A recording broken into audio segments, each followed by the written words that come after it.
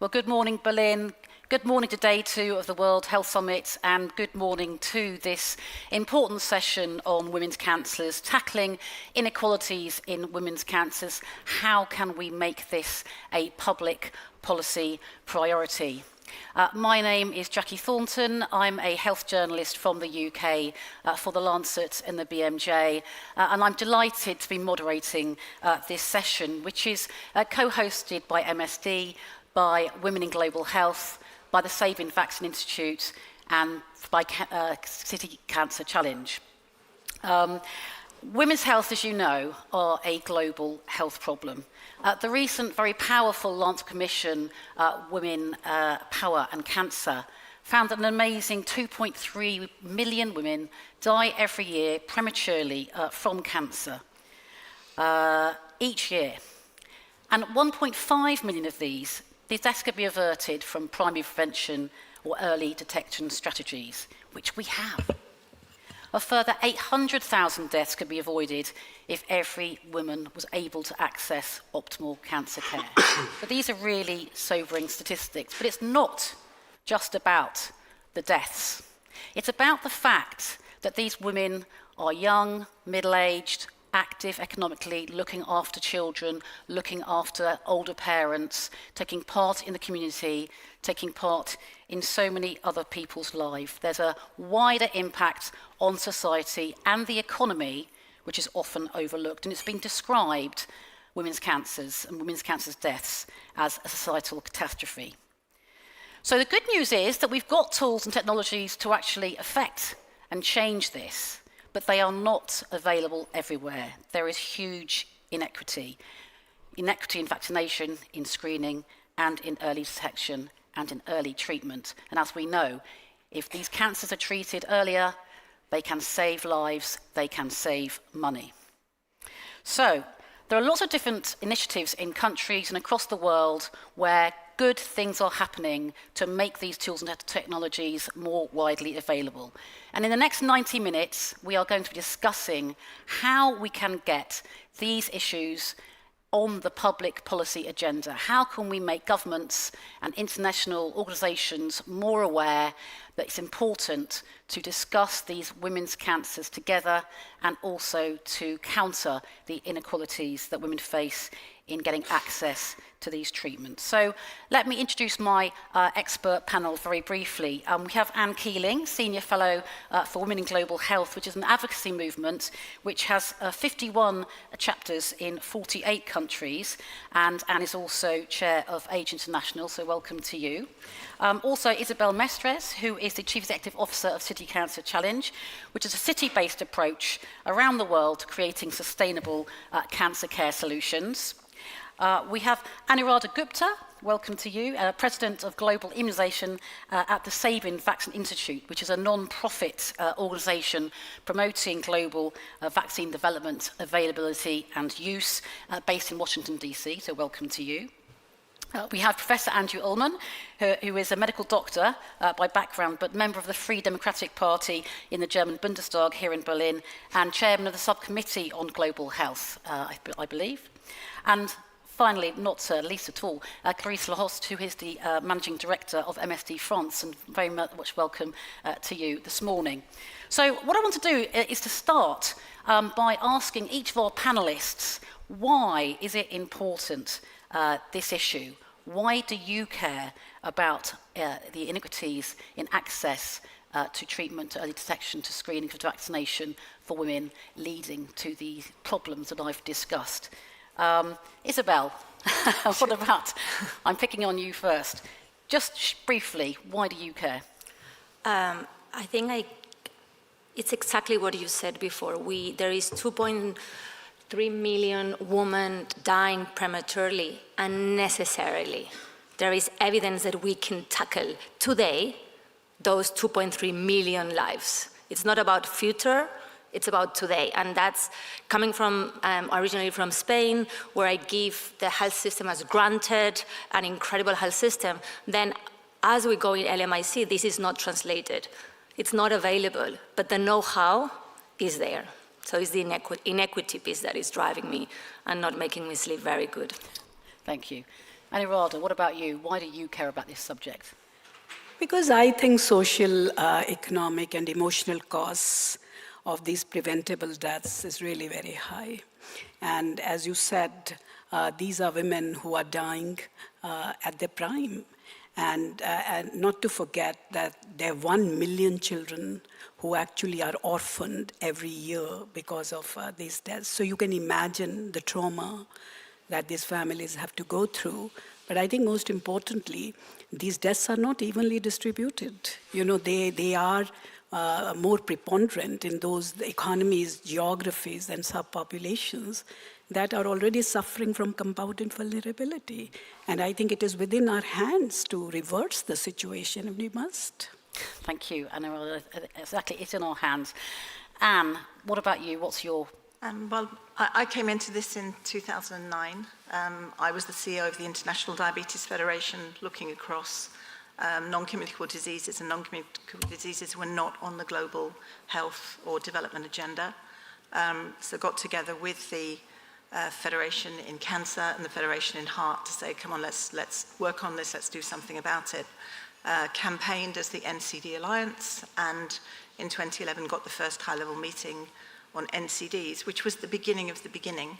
And I think working alongside colleagues in cancer, what was very obvious to me is not only the preventable deaths, but that people with cancer were dying in pain and in an undignified manner. So to add insult to injury, they were losing their lives early, but they had no access to palliative care or even pain relief. So it was a pretty horrific death for many, many people.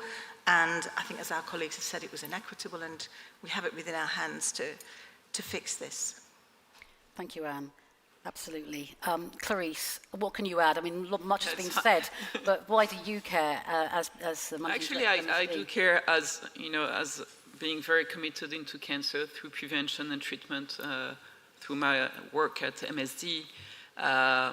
Talking about health inequalities, I mean, I can already see in my own country, France, high-income country, huge inequalities. So I just imagine around the world, a low-income, medium-income country, I mean, what it is. Whereas today, we have means to prevent, treat, detect. So there's a lot that we can do and really avoid, this disaster of those women cancer. Thank you, Clarice. Andrew, what's, speaking as our sole male on the panel, what do you think, why is women's cancer important to you, and why do you care? Very similar to what Clarice just said. We are aware of better tools in the treatment and prevention of cancer in women. And we still have inequality in the healthcare system. And it is important, especially in regards to prevention, that we need to empower the women to use those tools that we have. And as a husband and a father to a daughter and politician, I think it's very obvious that I would like to take also responsibility, even as a sole male here on the panel, but I hope a lot more males are willing to show responsibility to this regard. Thank you, Andrew. And just while I ask you, we talked here about inequity and about the difference between high-income and low and middle-income countries. If we could do a hands up in the audience, who is from a low and middle-income country? And who's from a high-income country? So that's interesting that we've got many more people. So that's fascinating, and I need to reflect on what that means. But obviously, we need organisations and governments and international bodies from all around the world to put pressure to get this on the public policy agenda. But I want this session very much to be about solutions, about how we can move forward to affect these inequalities. But in setting out, I'd like Isabel, can you explain what we mean by women's cancers? Why is it helpful to group them together in this way? Some people may say, well, we don't do that. Yeah, that's a very hot topic. Yes. So what we all understand for women's cancer, at least from a SICAN perspective, is, or traditionally, is breast and cervical cancer. 100% of cervical cancer, 95% of breast cancer affects women. So the equivalent for men would be prostate cancer. breast is number one, number two cancer killer in 95% of the countries, is the number one cancer in 86% of the countries, and cervical cancer is following many, many countries, specifically in the cities that we work in, low-income countries, always breast and cervical come as number one and number two. The question here is women's cancer broader than the ones that affect only to women? Do we include lung cancer, colorectal cancer that also affect women? But then we go to a discussion of a health system strengthening, which is actually the discussion we need to have, because we cannot keep tackling silos here because we're missing the optimization of the system. However, the evidence is showing that there is incredible inequalities of access to cancer care for women. And that's the challenge we're facing. Women are getting, therefore, worse outputs on the cancer care. They struggle to get, from an educational perspective, on the prevention side, but also access, more barriers than men on access for diagnostic and treatment. And that's the reason why there is a need to approach it from a much more feminist approach, because it's a big challenge. So I would say that the feminist approach is the reason for women's cancer, but the holistic approach, it comes to come from a health system strengthening perspective. Mm-hmm. You mentioned the feminist approach, and of course that's what was mentioned to the Lancet. Anne, do you see it? How do you see it? Is it? I think I wouldn't use the F word, and I think that the word feminist, sadly, has become a controversial word. And in Women in Global Health, we're talking about gender transformative leadership.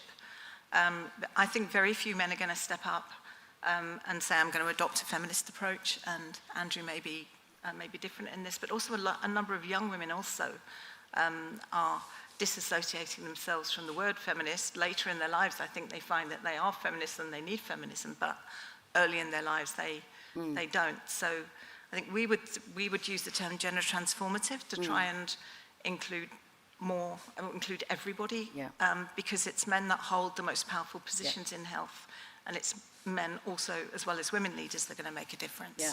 Andrew, do you want to come in on this? I mean, you said before we need to include, obviously, men to make this change and make this inequity, to end it. Do you have any thoughts on terms that are helpful? Well, I think, first of all, it's also a question of training. That's where it starts off. Medical staff, even in Germany at least, we have more female physicians in the meantime, but nevertheless, the awareness when I went through medical school was zero. There was nothing mentioned about gender medicine. And if I would ask my boss back then, it's over 35 years ago now, and he's passed, of course, he would say, that's ridiculous, doesn't really exist. So there's a certain kind of ignorance in the medical community to this regard, and I think that is what we have to do when we're teaching young physicians, independent of the gender, that inequality exists, and we have to tackle that on a professional level. Thank you. Let's get back to this term of women's cancers. Anuradha, is this a term, do you think, that is universally used throughout the world? Do some areas of the world consider women's cancers to be gynecological cancers rather than breast? I mean, how does this play out, do you think? So I think it is important for us to distinguish, right, between cancers that afflict women, right, and only women. So clearly breast cancer, as has been said, is something, that women suffer from, but cervical cancer, endometrium cancer, these are the kind of cancers that would only happen to women. But I think within the cancers, there are certain cancers that are really claiming a much larger number of lives. And so breast and cervical cancer are really now ranking among the top cancers in most low and middle income countries. In fact, if you look at data, there are certain countries where cervical cancer is becoming the number one killer of women. And I think it's also important to understand that when we are looking at women cancers, then a lot of other cancers, except cervical cancer, actually we do not fully understand the factors or the drivers or the reasons for those cancers and, ways to prevent them. But cervical cancer is different because cervical cancer, we do understand, why it is caused. It is human papilloma virus that is causing a large number of cervical cancer cases, and it is really preventable, right? So we have the tools to prevent, and therefore I think it is important. But what is sad also is that despite the fact that there is a vaccine, for HPV, that was introduced 14 years ago. The coverage of that vaccine continues to be so low that only 1 in 7 young girls received that vaccine in last year in 2022. And in the meantime, what is happening is that the incidence of cervical cancer, particularly among young women, continues to rise. And I think that's very sad. And if you look at these figures now, 350,000 women are dying of cervical cancer every year, which really means that cervical cancer-related women mortality has now overtaken maternal deaths. So I think that's just a warning sign. But if you also get into further dissect and disaggregate data, you would find that these 90% of these 350,000 deaths actually are happening in low and middle income countries. Yes. So despite the fact we have a vaccine, we have good screening methods, and we have treatment of precancerous lesions, women in low and middle income countries are unable to access these tools. Thank you for setting out that. It's a very vivid picture on cervical cancer. But Clarice, let me bring you in terms of, again, why we need to be treating these cancers collectively, and why, what's unique about them. Why should we be concentrating on them above, say, lung? Many women have lung cancer, but why women specifically?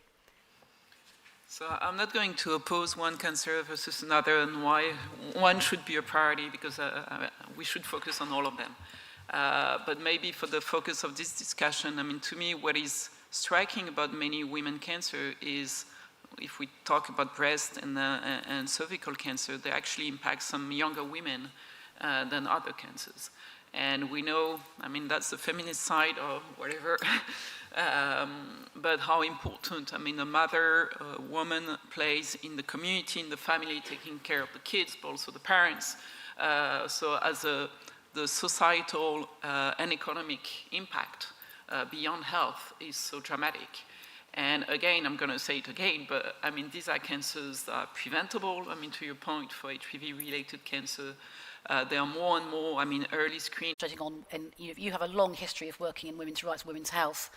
Do you think that universally across the world, these cancers are seen as women's cancers, or are they seen individually?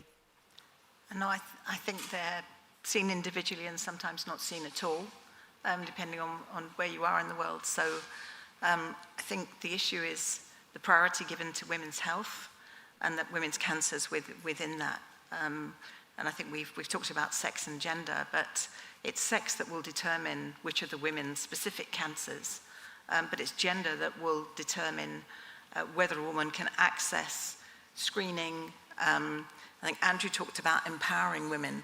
I think it's more about enabling. So in many countries, women can't come forward to attend screening. They don't have the mobility, they don't have the funds, they're the busiest women on the planet, they can't leave their responsibilities. So I think we need to be looking at the sex and the gender aspects of this, and that's why women's cancer and women's health is important. Isabel, did you want to come in on this about the barriers that women have to accessing the kind of, we've talked about screening, and Andrew wants to come in as well after that, in terms of the tools that we have and why women aren't getting to them. Yeah, and I go back to your question on how many people from low-income countries is today in the room, and I think it's a symptom that we need to start shifting the voice in the global community. And when I have these panels, I have a WhatsApp with many people from our cities, and I share the questions I get in those panels. And actually this question, they all wanted to comment. So this is some of the response I got from my local stakeholders. So first is the education. There's still many people don't know that early detection means more chances of survivor. That's number one rule that people need to know, both men and women. The other aspect is that I think Anne was explaining, right, they're so busy, women, for different reasons, that when they have an abnormality in the breast, if it doesn't hurt, why they would stop taking care of the families of their older, the work. They keep going, and by the time that it hurts, only then, because they cannot continue with their life, they end up in the doctor, and that's normally too late for that. The other aspect that they keep saying is that the fear of abandonment of their partner, that's a constant, that they don't want to go in case their partner is going to reject them, as well as the fear of financial crisis. In the moment that they get diagnosed, then it starts a journey that is so high cost it's going to take her and her whole family into a financial stress. The other aspect, of course, health workforce. There's incredible health workforce in the ground. They're not enough. The ones they are there, but the education are not given the right education, or not as advanced as it could be. So we need to train more, give them more of the capacity. And one of the challenges that we at SICAN are facing the most is this convoluted journey. So once the primary healthcare professional identifies that this is one of the biggest gaps, is the lack of knowing signs and symptoms. But once they've identified and they take the patient into a pathway for get a final diagnostic, that journey, it's just a nightmare of a journey. It's around the system, up and down, 100 steps here and there. Nobody knows where to go. They get lost. And something that each should be done in 60 days, it could take 6 months or up to a year. By the time they have a final diagnostic, with all the costs, all the inefficiencies that has taken, it's too late. And that's one of the easiest things we could solve. And of course, then the other aspect that they all commented was the costs. The cost of diagnostic, the cost of treatment. Most of these countries is not covered, is out of pocket. So it's just, once you get there, you and your family have another problem, which is a financial stress. Yes, I mean, the Lancet Commission recent report has some fantastic case studies in it, and I will say fantastic. Yes. They're very, very sad, and there was one which talks about a woman who didn't have 2 rupees to do the photocopying that the doctor asked her, and so she felt so shameful that she didn't have the 2 rupees, she just walked out and lost to that system and not having access to care. So we'll come back to that as to, you say to me that getting lost in the system, that's the easiest to fix. Well, okay, that's interesting, and I'll come back to ask you how and why, but I know that Andrew wants to come in. Andrew, what was your point, and anything else you wanted to comment on? What I wanted to do when I was listening to you, I was reminded that for today's panel discussion, I prepared myself, and I realized it's not only a gender gap that exists, it's inter-gender gap as well. And what was, to my surprise, looking at high-income countries as the European Union, or let's call it Europe, I would like to always include the UK as well. But when you look at the numbers of people at risk being tested among the member states, it ranges between 6 and 90% for breast cancer. And this is within Europe, which is tremendous, or for cervical cancer between 25 and 80%. And that correlates very nicely with the survival rates. Even that is a variation over 20% for breast cancer, which is, I wasn't aware of that. Due to the preparations today, of course, and colon cancer as well, 50 to 70% differences, and that is really shocking. So it's not only an issue between low and middle income countries, it is within the systems like in the high income countries as well, that the accessibility to all those tools that we have, from prevention, early diagnosis to treatment, is somehow troublesome and needs probably more research to see how can we improve those special areas for the outcome in women's health. Absolutely, a very good point, Andrew. As you say, we're not all fixed in high-income countries. There's much variation. Clarice, I want to come back to you. So obviously you mentioned about screening, and obviously Anuraj has mentioned about vaccination. But let's just spell out the tools that we have to tackle cancer, to women's cancers. What are we talking about, and how have things improved over the years? First, there has been, major progress over the years. Over the past 10, 15 years, definitely, you were mentioning the HPV vaccination, but this is, when we see all the hurdles for women to get access to care, I mean, the earlier you get, and prevention is number one. I mean, that's the one thing we should do extremely well across the world. That would be also, I mean, so that's number one. Maybe we'll come back to the challenges, but definitely, I mean, it's one thing having a vaccine. How do you get it actually implemented across without health inequalities, as we've mentioned? And then, of course, treatment and early detection. But the question, the challenge is the same. Although we have massive, I mean, progress, is how do you get access to care? How do you, I mean, whether, and I will let you talk about low and medium income countries that you know much more than I do, but as you were saying, even in our countries, where it's fully funded, we have all the system, the processes, we have everything. It's 50% in average for screening, for prevention, for all these tools. And actually we can see that it's not just, I mean, reimbursement, funding and all that, it's about enabling or empowerment or education, whatever we call them, but how do we get, I mean, women, I mean, having a good health literacy so that they are proactive with their health. I think that's key because you don't know what you don't know. If you don't know that a vaccine exists, that it's safe and effective, then you're not going to get vaccinated or have your kids vaccinated.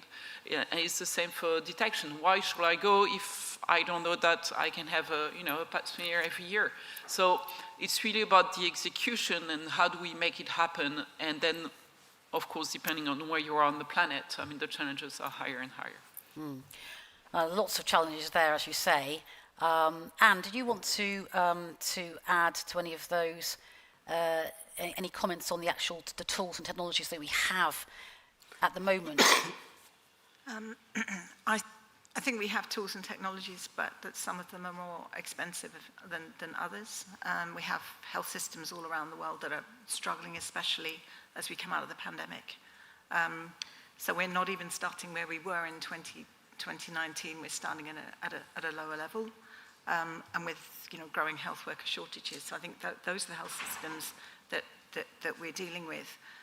But wherever we can prioritize prevention and vaccines, I think that's got to be the way forward. The first step, and treatment, I think, for many countries will come second. Mm-hmm. And Anirada, in terms of prevention and early detection, how can we raise awareness? We've talked about a lack of knowledge potentially about many of the opportunities that are available. Do you see that in your work, and how can we raise awareness?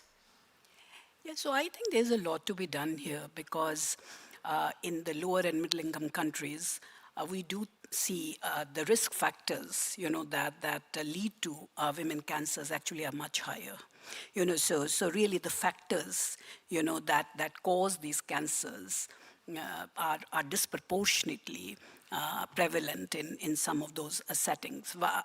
And why am I saying that? For example, a woman living in sub-Saharan Africa who is not empowered enough to insist on safe sex, and really becomes a victim of AIDS, right, or HIV, then that woman actually is at 6 times higher risk of getting infected with HPV and developing cervical cancer.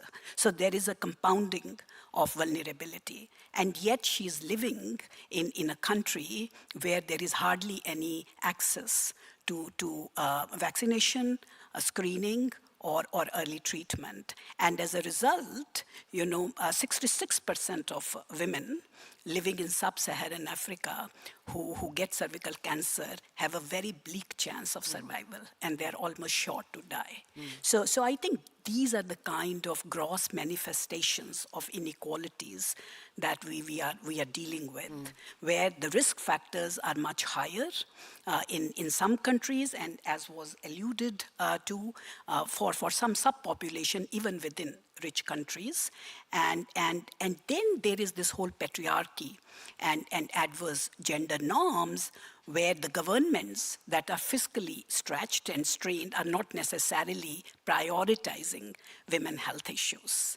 And so therefore the investments in women health and including women cancers continue to be extremely, extremely low. And clearly you don't have strong advocacy movements or groups in these countries who are going to agitate for equal rights for these women. And then, of course, there are deeply embedded cultural norms where women are almost raised to believe that they need to prioritize the health of their families, and therefore they end up neglecting their own health and well-being. To an extent, for example, when I was in India, I really sort of saw this rampant problem of these fuels, right, being used for cooking, like coal and wood. And that leads to indoor air pollution, but we also know that there is a connection between those kinds of fuels and lung cancer among women, for example. And I at least don't remember, having spent my whole career in public policy, this issue having been raised even once, that you know, there is this connection between these kind of old cooking sort of methods and risks to women health, particularly women cancer. So we knew that they have some respiratory issues, and of course things started to change. So I think it is really awareness. We need to work a great deal on data, generating the right kind of data which doesn't exist today, and then using that data and evidence to actually advocate for appropriate changes in policies and investments. And of course, we need more women in leadership, I'm guessing, in order to make that advocacy heard. And we know that there are many, many women who are healthcare workers, but maybe not so much leaders as much as we'd like. Do you want to talk about that and about how that impacts cancer outcomes and inequalities? Yeah, so women are 70% of the health workforce, and they're about 90% of frontline health workers, 80% of nurses and midwives, but they hold only 25% of senior leadership jobs.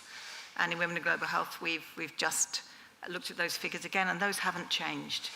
In the last 5 years, they dipped in the pandemic and have gone back up again to 25%. And if you look across the board at parliamentarians, about a quarter of parliamentarians are women. So this lack of priority to women's health actually, I would say, starts at the parliamentary level and goes all the way through. And where you have a critical mass of women parliamentarians, you can see women begin to change the agenda. More attention is paid to women's health, more funding goes towards women's health, budgets change. And that is going to be a game changer where we get a critical mass. We need 50-50. Women at all levels of political decision-making, and then right down to community-level decision-making in health. Andrew, I don't. That's a tough one for you to suddenly answer. 50-50 women parliamentarians and politicians. I mean, do you see that as? Is that possible? Are we on that trajectory? And will it take that for these women's voices to be heard, for emphasis to be put on women's cancers? Or I'm sure that there are lots of men who are very knowledgeable and thinking about this area too, but what's your take on what Dan has said? Well, if we're talking about 50-50 in the parliament, I would like to see that as well. However, talking with my daughter, 24, with my wife, also a medical professional, they always say they don't want to be leaders just because of their being female or because of their gender. They want to be a leader because of the quality that they are presenting. And that's, by the way, also I hear from politicians as well, from female politicians as well. They want to be leaders by their quality that they have, not by their gender. So just fixing and saying it has to be a partisan division, sounds like a simple task, but I think there's more and more problems to that. But I think that's where we have to go. We have to make sure that the obstacles for women are not that high. And sometimes when I talk with my wife, it's always, for me, a very nice correction. She says, that stuff what you guys are doing in politics is dirty stuff. I don't like to do that. And maybe a lot of people think that way, but nevertheless, we need women very strongly in the parliaments to make those standpoints clear, how to get this gender equality, make it history. Maybe we can make politics less dirty and maybe more women will want to go into it. Let me... Jackie, I'm just wondering if I can respond to that. I think lots of women want to come in on that one. But let me just hear from Anne and No, what I would say to Andrew is that I think we don't want women to take political office because they're women, but I wouldn't want men to do the same. So I would also want the men who are the majority to be thinking about their own position. Why are they there? How did they get there? Who is not there because they're there? And how can they lean out to make space for the women who should be there? So I think that's an important point. Thank you. Anirudh. Let me build on this and say we have to really look at concrete examples of what has happened when women have taken up leadership positions. So you look at New Zealand, right? And when New Zealand got its first woman prime minister, that is the time when actually, some of these started to roll. And today New Zealand, because of women being in leadership positions, really has one of the most equitable and friendly gender-sensitive frameworks for women cancers. So I think, and let me also share with you a very interesting anecdote based on my personal experience when I was leading the National Health Mission in India, and I had this minister who was outstanding. I mean, he was just such a wonderful minister, and we were discussing contraception because, family planning was one of the sort of programs that I was a part of my portfolio, and he was absolutely clueless, frankly, about needs of women, about, the kinds of contraception that works for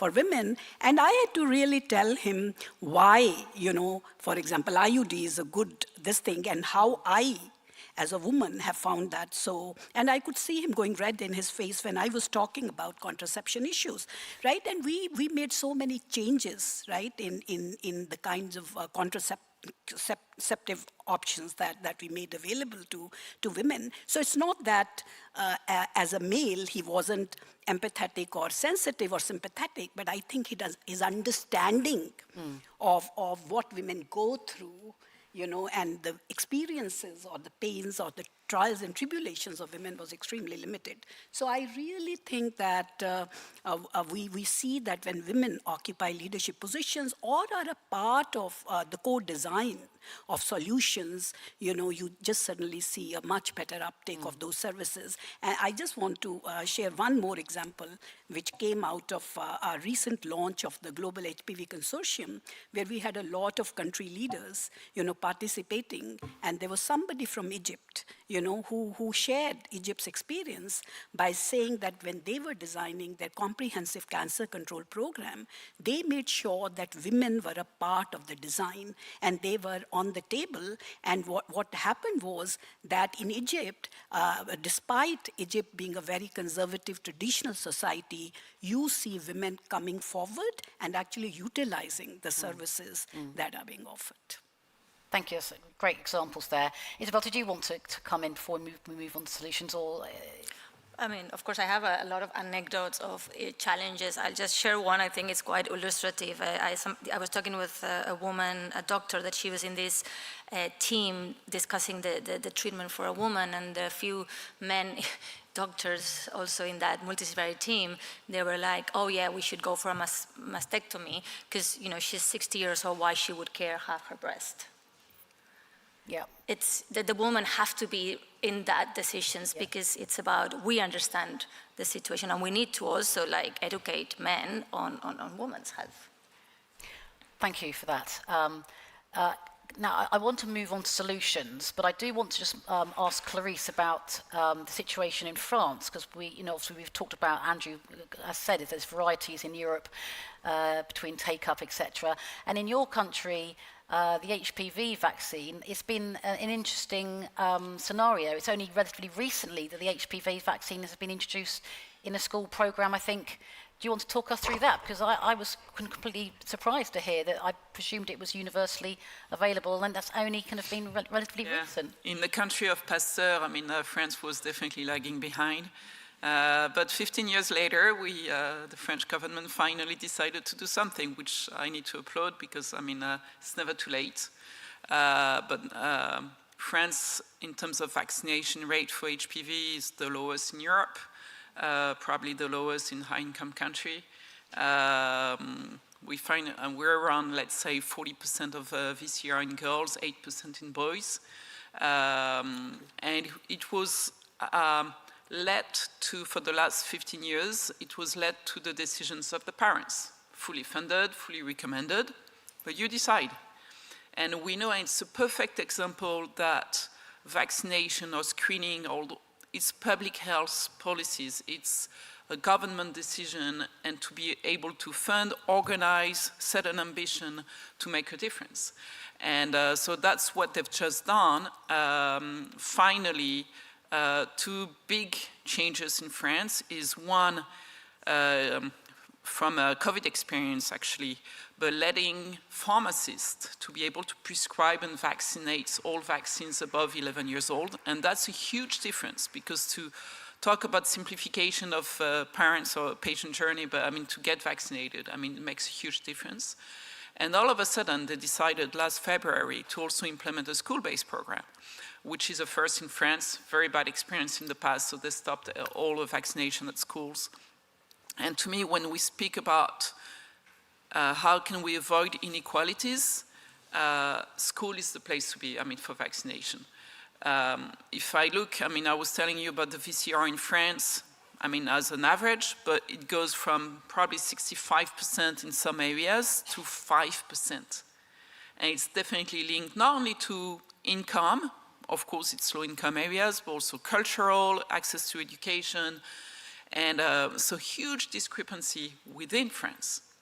And the only way is actually to be, I mean, that's why school is so important, because it's it's giving access to everyone, wherever you are in the country, wherever, I mean, the level of education of your parents, whether they know or not, but you have access to information. And I mean, many of you work in different, with the local initiatives, and one that I'd like to raise is actually how we got there. The question is, after 15 years, how did we got to these big changes? And some associations, some mayors, some regions have actually decided to do something locally. And it's from local initiatives, experiments that have shown the way, I mean, for a wider program. And I think, I mean, it's about working on the ground with the local communities to really showcase and make a difference, experiment, and then go and scale from there. So that's what made the difference.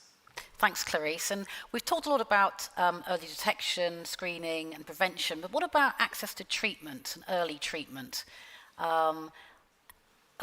Isabel, you talked about that anecdote just about, you know, treatment being maybe the wrong treatment based on who was prescribing it. But in terms of getting access to treatment, what are the challenges? What are the problems here? I don't know who wants to take that.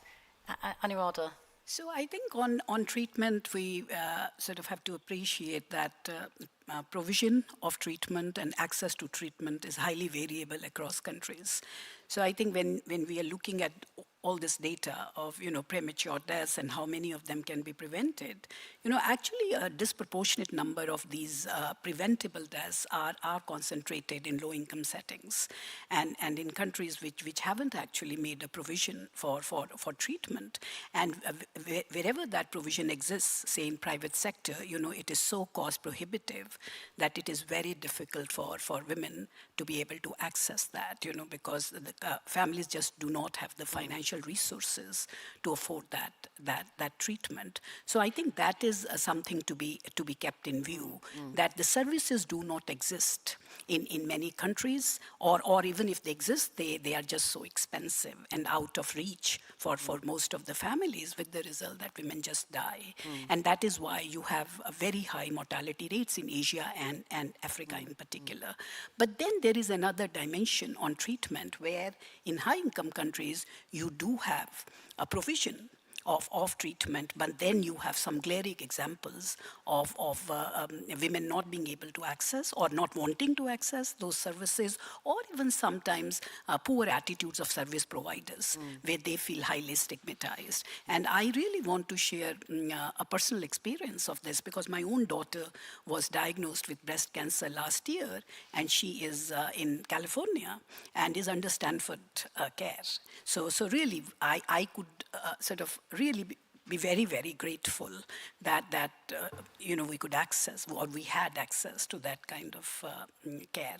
But when we went to a male surgeon, the surgeon's advice was to her to actually get her breast removed, and then he said, look, for cosmetic reasons, you might want to get both your breasts removed, so that you have breast implants of the same size, and she's 37 years old. And then we went to the head of breast surgery in Stanford, who was a woman, and who said, I really want to conserve your breast. And, and the way then she sort of did the surgery, and such a fine cut that you can't even see that because she was so sensitive to this whole need to conserve her breast rather than. So I think these are the different kinds of factors that are at play, and we should not make the mistake of generalizing the sort of this whole notion of treatment. Yeah. Clarissa, do you want to come in about access to early treatment, which obviously is a cost benefit for everyone if cancers are treated earlier? Yeah, so first, the most cost-effective is vaccine. It's actually, a positive impact on economics. But in terms of treatment, definitely, the earlier you treat, or the earlier you detect, it's less treatment. And you can actually cure, certain of those cancers, even the most aggressive one today. So there's a huge difference, and that's why it's so important to detect early, to treat early, to be able to actually be able to cure cancer today, and that's making a huge difference. So access to treatment is definitely a challenge, depending on, again, where you are on the planet. But it's not just, access to treatment, it's access to diagnostic, is how you, as you were saying, Anne, earlier, how can you leave your house, your village, your home, your job to be able to go and see a physician? It's all these challenges before you can even access to treatment. So definitely, I know MSD is very well engaged, providing and working with Gavi to be able to work on providing vaccines around the world. But it's also how do we make it to the patients? Yeah. And that's the biggest challenge. Sure. Well, let's move on to some solutions, because I want to have some positive news in the room as to what can be done to sort out many of the problems that we've been discussing. And we know there are activities that are happening. Isabel, do you want to talk about, you said earlier that women are getting lost in the system, but that's an easy fix. Yeah, I'm gonna change that to feasible. Not easy, but feasible. Feasible, okay. Feasible, so okay. I'm allowed. Yes. Tell us about the feasible solutions. So I'm going to talk first a bit of the model of SICAN that builds on what Clarissa was saying about community-driven. So SICAN started with the ambition to support countries to improve access to cancer care. But countries means what? It's too much. And also we're seeing a lot of national cancer control plans, a lot of policies end up in the cupboards because they're not implementable. We all know through evidence of other diseases, other challenges, that change happens at the community level. So then that's where we decided that what is the minimum viable product for community for cancer is a city. You cannot go smaller as a starting place because of the complexity, radiotherapy, surgery, everything, the whole diagnostic imaging. So we use cities as ecosystem of actions. The first thing is to bring all decision makers together, everybody on the table. And that means national governments, regional governments, and local governments working hand to hand. Then you need, of course, all the different reimbursement, paying systems working on that territory, or for that territory, the institutes, the academia, and the civil society patient organizations. Once you have everybody around the table, then you need data. You need to understand what is the gap from a systemic perspective. And that's what I think is feasible. It's really hard to understand from a national perspective, but it's feasible to understand from a city perspective. So then we go through a whole process of needs assessment, understanding what are the gaps across all clinical services, also the management of those services, human resources, budgeted, digital solutions, the quality of those services. That's one of the biggest gaps, is the quality, the guidelines, the protocols, the multidisciplinary team approach, and the access. And we not only collect data from the system, from the institutions, we also bring the patient's voice. Interesting is not always the same perspective from what the institutions think versus what the patient sees in the system. And then the local stakeholders actually go through a full process of identifying that data and coming up with a roadmap for the city. It's a collective movement. It's a collective of all the institutions together. And then we support them into prioritizing and identify what are those fundamentals, what are those pillars that without that we cannot accelerate any type of innovation if it's not there. And then I can go with some of the specifics. The challenges are always around a lot of lack of guidelines, lack of quality assurance in the laboratories, lack of pathways. So one of the initiatives that I am personally very proud of the team, but also has learnings and failures. And I'm going to share also the failures of this initiative. Actually, it's an initiative that it's a multi-partnership initiative. It's supported from the JICA from a Japanese technology company, MSD is also supporting the International Society of Nurses. It's like a lot of collective support.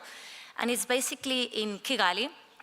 We took 5 of the main hospitals, both in the city, but also Kigali's system also takes, there's 2 outside of the campaign of the city, so it's 5 institutions. And for the first time, through a digital tool, we set up patient navigators in each of the 5 hospitals. We train everybody around those hospitals. We've been training them on developing the guidelines for breast and cervical cancer. We also established multidisciplinary teams. We trained the teams. We did an exchange program with other hospitals on how to manage multidisciplinary care. And then we trained patient navigators with international nurses of cancer. And then we train a lot of clinicians on the digital. So for the first time, the system was connected. 5 hospitals were connected and the patients were navigated around the system. So what we have shown, we've shown for the first time to the government, where are the bottlenecks? How the patient flows in that system, how much takes from one institute to another one, how much takes in diagnostic, how much takes those in terms of the results. So you know exactly all the time, all the delays. The data is incredible. We've also shown through the data in very, very short time, in 6 months, we already saw an incredible reduction from time from diagnostic to treatment, just for the patient navigation flow. Amazing. Where were the bottlenecks? Was there an obvious couple? So you could see that there were some hospital, it's always the same, there's some hospital over capacity and there's other hospital under capacity.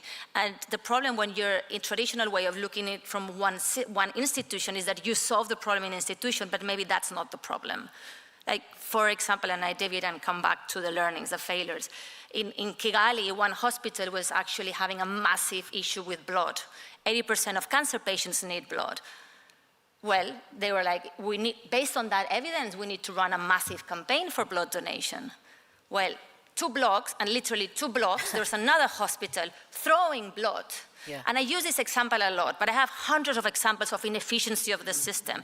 But that's the problem of these silos interventions. They're not talking to each other. That you're solving, and suddenly you're investing millions on a campaign. Well, you didn't need to because that was happening. And I think that that's the systemic approach, and the cities give you that approach. So going back to Kigali, the project for me is amazing. It shows results, outcomes of patients. It shows data for decision making. The challenge. So the nurses, we pay the nurses at the beginning with the support, we build the capacity, and now the nurses are absorbed by the system. Good win, sustainability. The challenge is the digital platform. Who pays for the digital platform? We're stuck. We're stuck there, and the project can all blow away because nobody wants to take responsibility on the digital solution. It's a big challenge we're facing. Who pays? Is the patient, is the hospital, is the government? The digital solutions, while bringing a lot of value, and we're seeing they're bringing massive value, we're still stuck on who covers that and what are the financing models for digital solutions. Crikey, that's a big question, isn't it? And I don't know whether anyone on this panel will have the answers to that. I mean, Andrew and Clarice, do you have any thoughts on, because I mean, in high-income countries, the digital costs will be huge as well, and all health systems are under pressure, but are there any, have you come up with any solutions yet? No? No.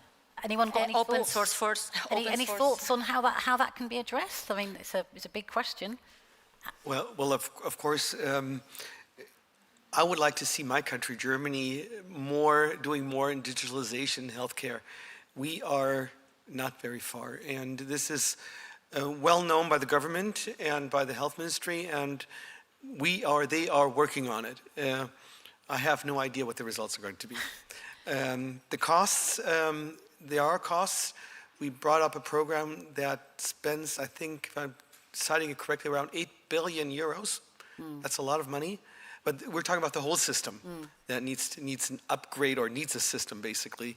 But there are other things that I would say, besides digitalization, which is more important to see how to tackle, or solutions that you were asking about. And one thing was done by the previous German government was the Decade Against Cancer, a 10-year program, enhancing research, enhancing more innovations to people, making people more aware about cancer, because before you can get prevention or early detection, you need to be aware about cancer. It's gender independent, of course, in that case. And what I really enjoyed most last year, the European Commission was actually promoting HPV vaccination. Not mandatory vaccination. If we start off the mandatory vaccination discussion after COVID, you know this is going to go very wrong.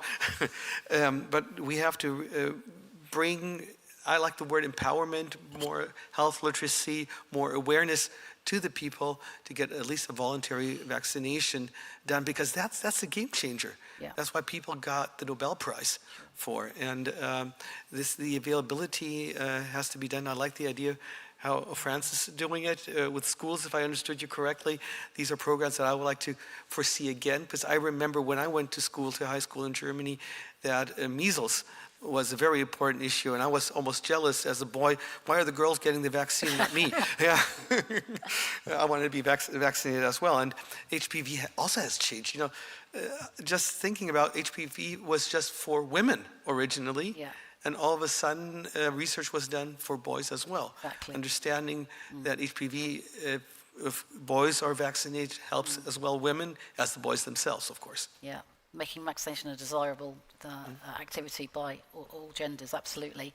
Yes, Clarice. No, maybe talking about not funding specifically, but I mean, as we were saying, I mean, local initiatives, connecting people, I mean, association working on the ground, I think it's making a huge difference. But it needs to go together with political vision, ambition, setting, you know, a strategic public health plan. And this is where the funding can come. Because if you don't have the two matching and focusing on the same priority, this is where, I mean, it might be harder to get the right funding. Looking at Europe, I mean, the Europe Cancer Beating Plan, you know, setting an ambition behind, I mean, prevention, early detection, treatment, access to care.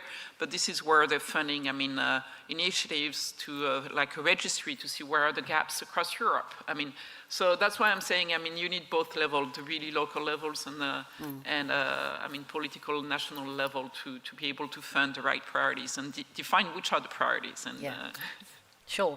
Isabel. You know, I want to add on that, because I think you're right, and that it has to be a two approach. I think traditionally it has been more of a top-down, and they're lacking the data, they're lacking the evidence of best interventions. So that's why for us it's critical that it has to be a multi-layer government approach, because while we bring the national government into the local assessment of the community, what we're seeing and we didn't expect is that we're having massive impact at national level. Because what we're bringing is the evidence of the needs, the change of policy requirements in order to advance the solutions. So what we didn't expect is that actually our action in that city would suddenly be changing massive national policy.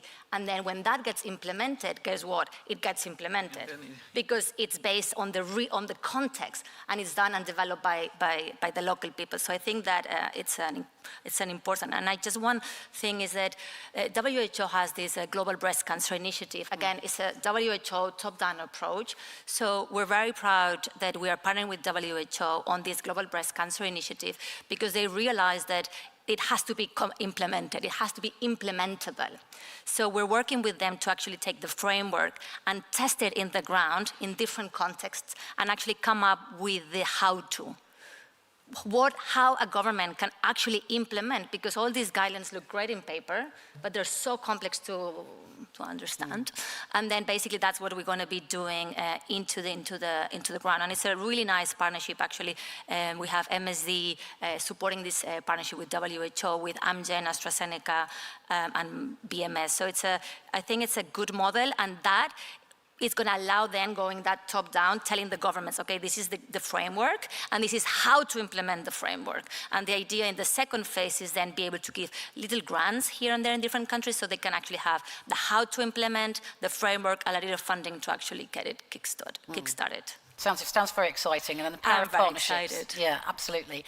Let me come to Anne. I mean, Anne, when Isabel was talking about what she was doing in Kigali and the importance of the nurses and the training and community health workers, I know that we've talked in the past about the importance of community health workers, but how the current system is not really helping equal access to treatment. Do you want to talk about how that can be solved?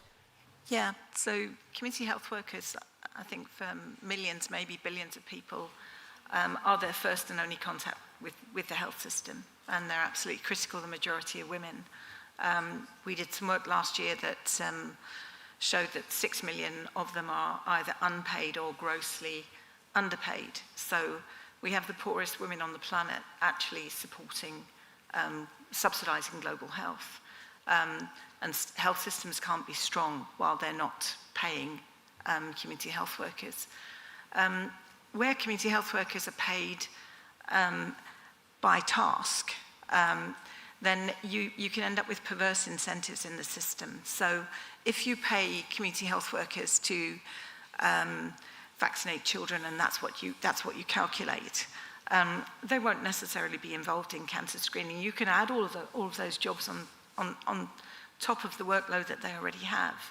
But if they're paid by task, they're going to be prioritizing the tasks that they're paid for, and that is the system in many countries.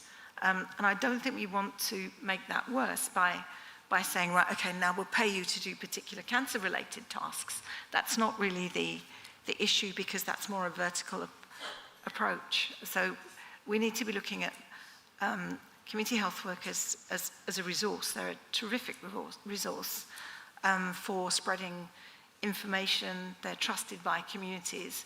And I think a lot of what we're talking about here is partly disinformation around, say, vaccines, but also women not coming forward for screening just simply because they don't have the information, they don't understand it's important. And that's where community health workers can be real drivers of change. So how do we persuade national governments to reimburse these really important workers? I think a lot of this comes down to, we've just had a high-level meeting on universal health coverage. A lot of this comes down to governments taking the responsibility for the health of their citizens. And for so many people, when they get cancer, they are, in a way, put outside by the system and told, well, that's your own personal cost. If the government is taking responsibility for the people who are hardest to reach and the health of the people that are hardest to reach, they'll be looking much more at prevention. They'll be looking much more at the costs of doing nothing for some of these people who could be caught early. You could identify them early, you could treat them early. It would never get to a catastrophic case of cancer where they die or where it's hugely expensive to treat. And I think looking seeing the community health workers as part of the whole health system's infrastructure rather than treating them as semi-volunteers outside it is the way to go to have a strong health system. And of course, by not being reimbursed, and as you say, the vast majority of women, they're not valued or respected in the same way. So that would give them an element of value and respect. Let me come to Anuradha, because I think I want to talk about solutions that you've come across in your work. Where are things working well? Which countries have taken the lead, and what can we learn from them? Yeah, so just a couple of reflections building on what Anne said and Isabel said earlier. I think when we look at community health workers, right, and what is driving their priorities, it is actually the priorities set by the national government. And I think then the national government's priorities in most cases are actually being set by the global health priorities. So I think we really need to go back and revisit this whole focus on certain diseases, and till now, actually overwhelming global focus and emphasis has been on infectious diseases, and non-communicable diseases hasn't even started to receive any amount of attention. It's only now, in the recent past that this agenda is becoming important. So I think first of all, we need to take a much more holistic view of the emerging health needs in countries which bring together infectious, non-infectious diseases.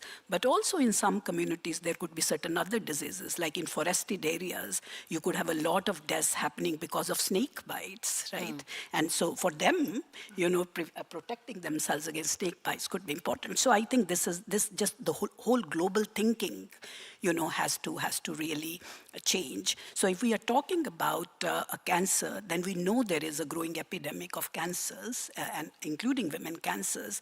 So I think then working with governments to make sure they are gender-sensitive, comprehensive cancer control plans and strategies. So today, when you are talking about good examples, I can say to you that in most countries, there isn't really a comprehensive cancer control plan or framework which is gender sensitive. So in my view, so you have some examples, stray examples, scattered examples of some good practices, but if you really, so for example, Indonesia. So Indonesia sort of comes to my mind as an example of a country that is showing courage to stand up and say they would eliminate cervical cancer. But they're also not talking about comprehensive cancer control. Within that, they're talking about just one cancer.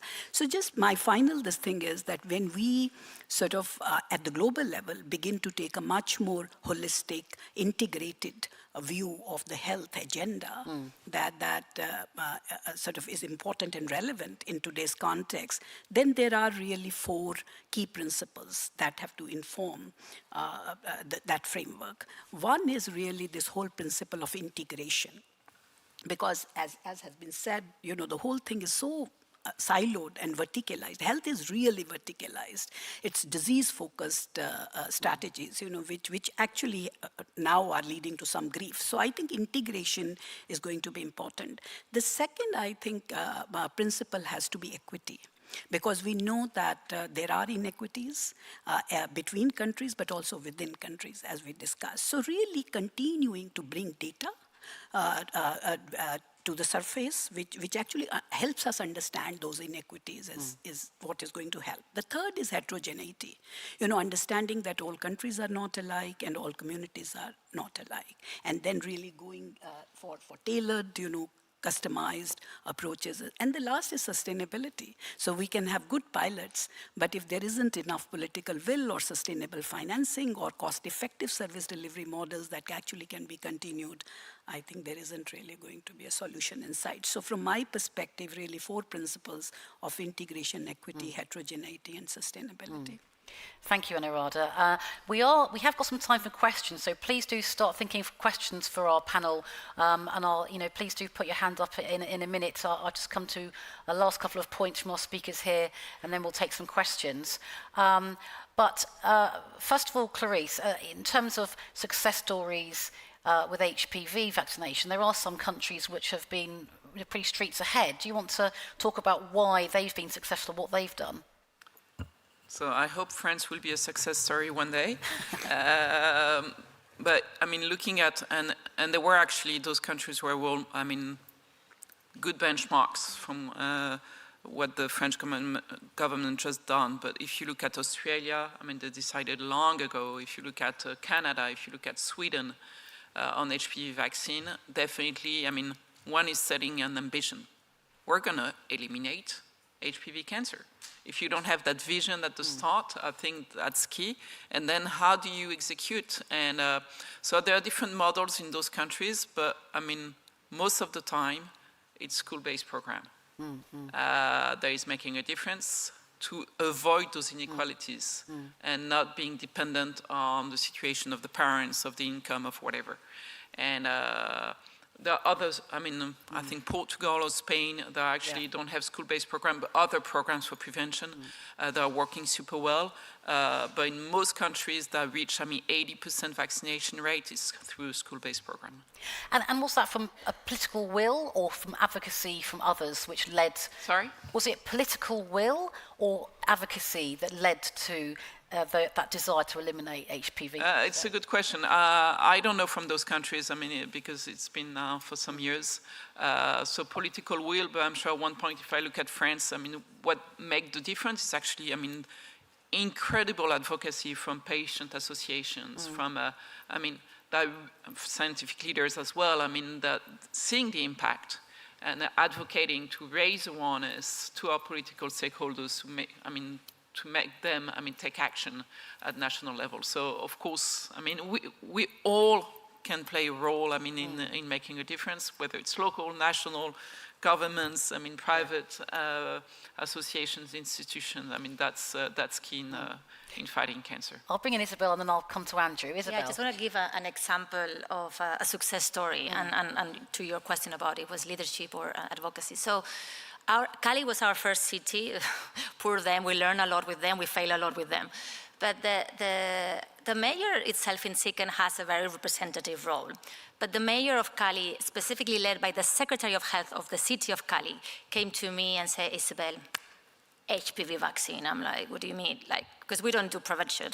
No, this is the time. And I say, but why, what's going on? And I say, well, in the country, there was some social scandal, some stress with some adolescents, so the coverage around the country is 3%, very little. But now that we have SICAN in Cali, is the time to reintroduce HPV vaccine, because we have the international community, we have the credibility.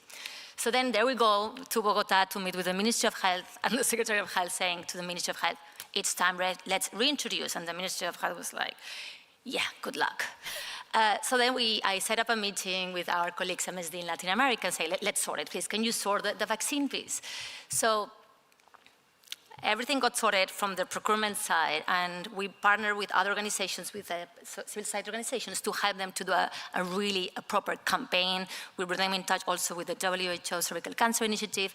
Well, the story really, really fast went to a 70% uptake, up to a 90% uptake of the vaccine. Is still at that level. Is the only city in Colombia that has these incredible levels. And then that's where we come in, and that's why I always think that specific screening cannot be disassociated with diagnostic and treatment, because, what if you screen and then there's nothing?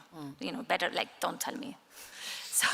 So we've been working across Cali to make sure that they had everything they need if there is one patient identified, so they have the right pathway, they had the right infrastructure and the right guidelines and protocols in order to actually address. So they're really close to reach the 70-90 target. And it was about one man, Alexander Duran, which was the Secretary of Health of that day, that he was like, this is my dream, I'm gonna make it happen. Fantastic. But I thought also from your hard work and the collaboration. So I think it's, a joint effort, Isabel. Thank you for that example. That's fantastic. Andrew, let me come to you. Anna Irada said about gender-sensitive cancer plans. I don't know whether Germany has a national cancer plan, or, how can we affect all these changes that we've been talking about? Is it global? We need a global look. There's the Beating Cancer, the European plan. How do we persuade people to get women's cancers within those plans, and what would be most effective, do you think? Well, first of all, I think we have to have a bottom-up solution. It would never work if, don't get me wrong, the WHO says get it cleared and then everything's going to work. I would have my strong doubts. So the responsibility is on the local level, being the starting might as well in city council, responsibilities for schools, all the way up to the federal government. That sets up the accessibility and the knowledge about it. I could say, I always thought Germany had issues, but I'm glad, and I know I'm glad to hear, but France as well as Germany, we don't have a real Institute for Public Health. That's when it starts off. How do we educate our people what to do? And we're talking about a high-income country. We're setting it up now, or we had some. Let's say some public health things ongoing locally, of course, but it's not good enough.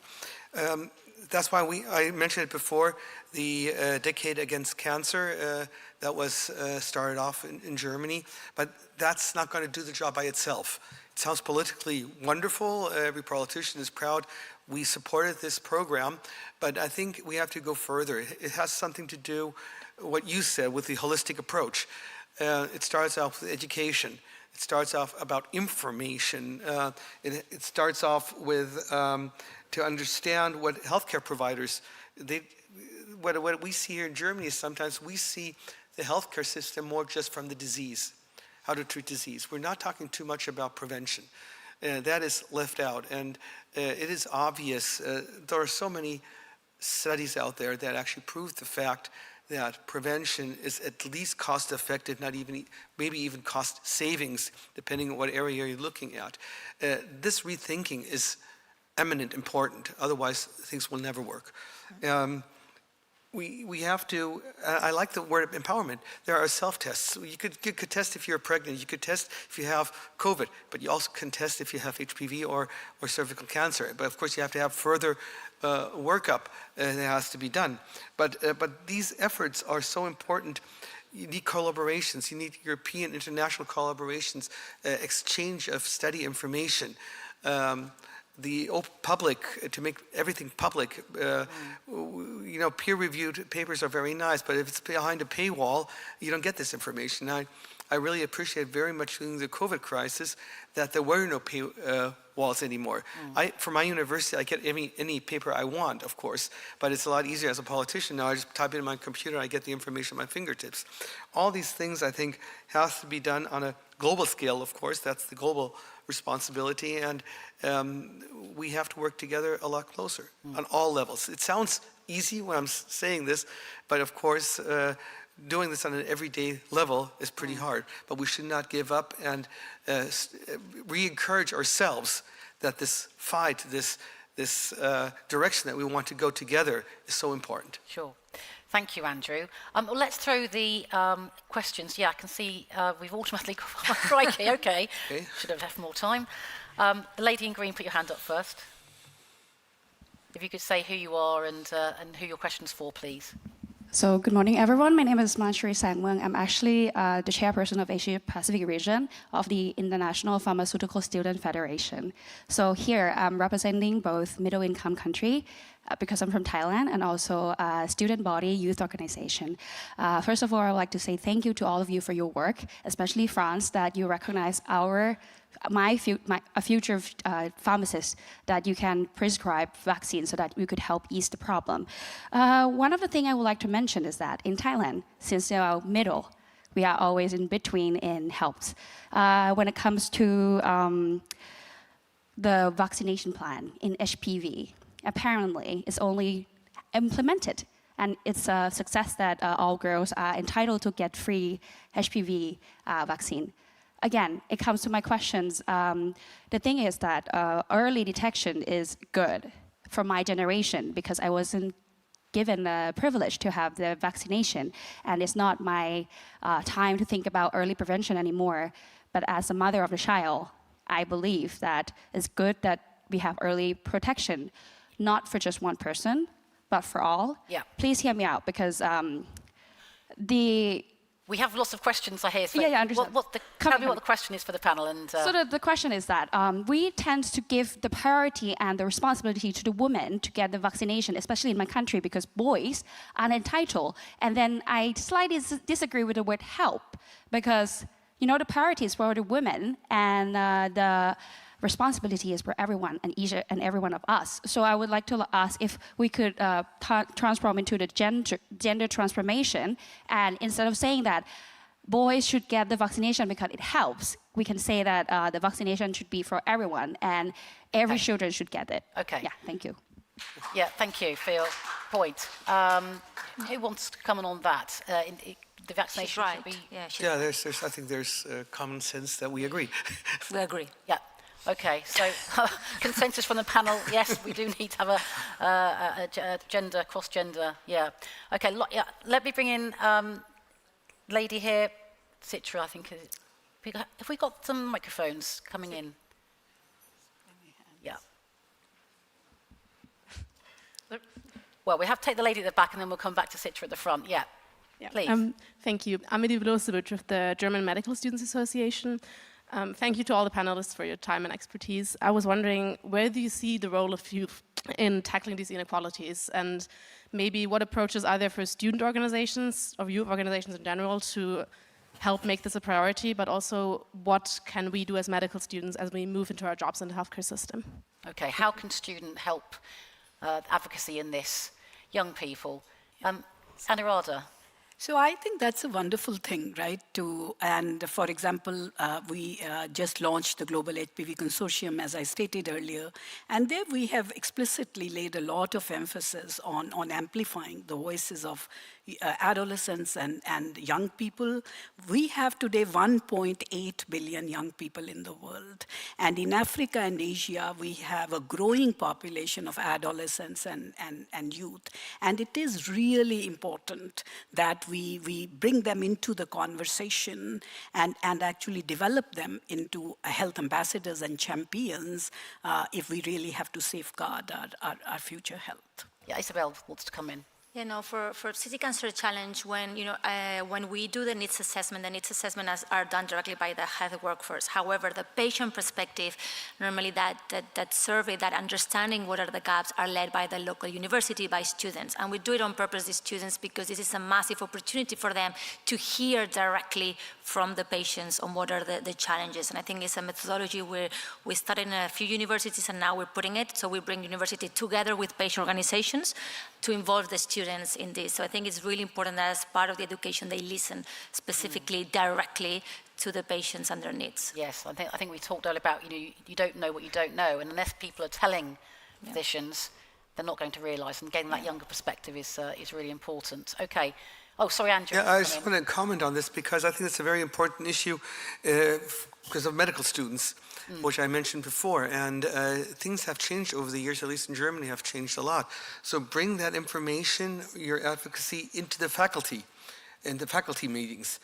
Tell the professors, I'm one of them, how it should be done.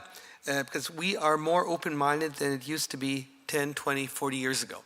And I think I appreciate so much the activity of young medical students or young physicians on this area, and this is a game changer for the future. I'm pretty sure about that. Thank you for your efforts. Ant wants to come in. Yeah, I think it's a great question. And I think what we find talking to medical students associations is that a lot of medical curriculum, still don't look at the social determinants of health, still don't look at the gender determinants of health. And in fact, you can't understand what you're seeing in medicine. You can't, really just the importance of looking at the social determinants of health, taking intersectional approach and being intentional about gender, because it won't just sort itself out. Yeah, I think intentional has been the word of. There's a lady at the back who's had her hand up lots. Yeah, that's right. You want to get the microphone, and then there's a chap over there. I must let the chaps have a word. Okay, thank you very much. Just want to thank the speakers for the wonderful work they are doing. My question is on demand creation and the little that I have done to save the life of 15 women with pre-cancer cells. And I think the demand creation is very important because we talk of awareness. And most of these women that we work with, because we implement a very small project with Global Fund and working more with women living with HIV and young girls living with HIV. And we just did a visual examination of service and were able to identify about 15 of them with pre-cancer cells, and that were referred to the hospital. So what I'm trying to say is that you don't need very large, huge money to save some of these lives, and because each of them can also count to people living with HIV if we don't identify them early and pick them out of the situation. I want to find out from Isabel how she used or worked with civil society to implement a project in Kigali, which is also Sub-Saharan Africa. I want some of the examples because we are really reaching out. We are using churches, we are using women groups. A lot of them are not willing to come, but we go to their homes and we are gradually screening them, just integrating it into the project that we are doing with the Global Fund. Okay, thank you very much. So demand creation, and how do you involve civil society in your work? I'll respond on the civil society perspective. So City Cancer Challenge, it's an application process. Actually, I would like to say today that we're just opening a new campaign called Take Your City Further. So we're going to be welcoming new cities into the Second Challenge network. It's going to be open until the end of December. So if anybody here is interested to engage their city, please come. So the application process has to be led by civil society. And I have to say that sometimes they don't have the means or the capacity. This application process itself brings them in front of the government because they have to get the government approval, but it's an opportunity to come to the government with a solution. So that's one of the things. Then across SIC, and every time we start in a city, we identify all civil societies organizations and we make sure that they have a representative seat on the city executive committee. And if you're based in Kigali and you're not engaged with City Cancer Challenge, please come to talk to me because we need to engage all the organizations. They're not only part of the needs assessment, they're also part of drafting the solutions, they're part of being on the table. And when there is a community access initiative, they're the ones leading on the implementation. Okay, thank you for that. I know that's a good plug there, Isabel. Demand creation, we didn't talk about encouraging women to have their integrating appointments with their reproductive and Narada, did you want to comment on that and demand creation?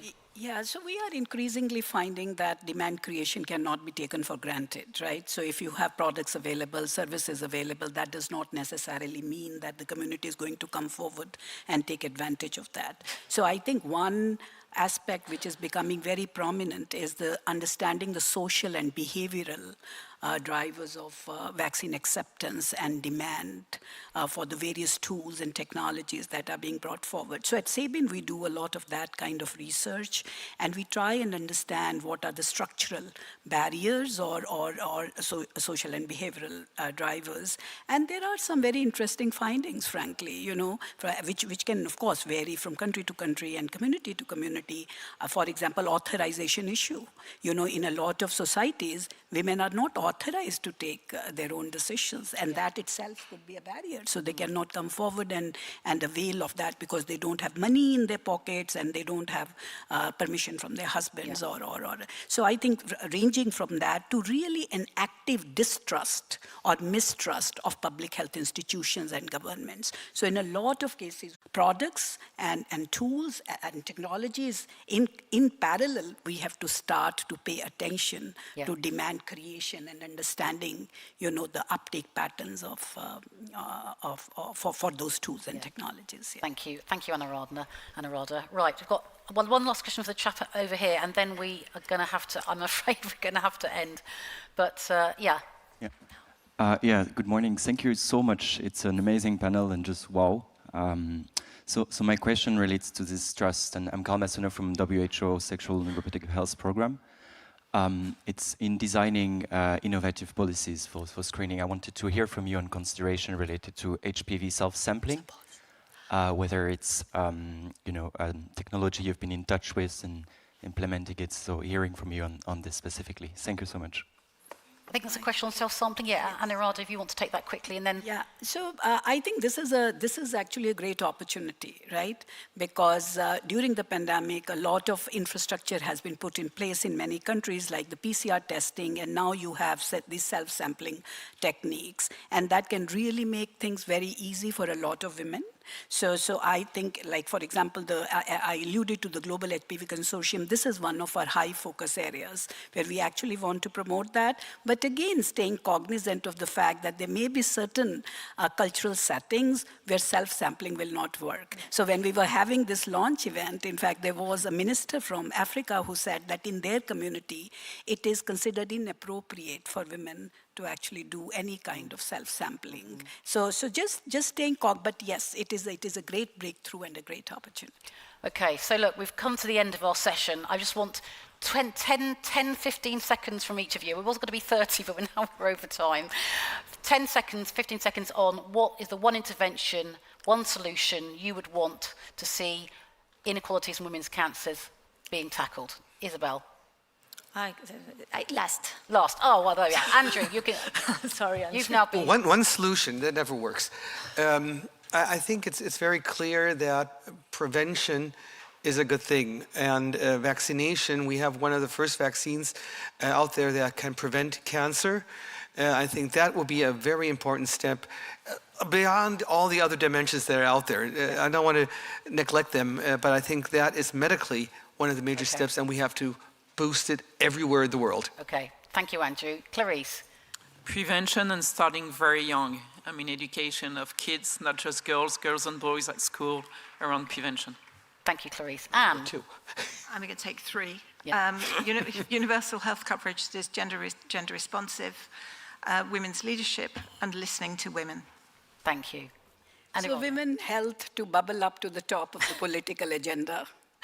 Okay, thank you. And yeah, thank you. I will go with that, empowering women to take leadership positions in health. Okay, look, it's been a fantastic session. I'm really sorry that we couldn't get to all of your questions, but thank you for listening, and thank you to our great panel for your expert suggestions.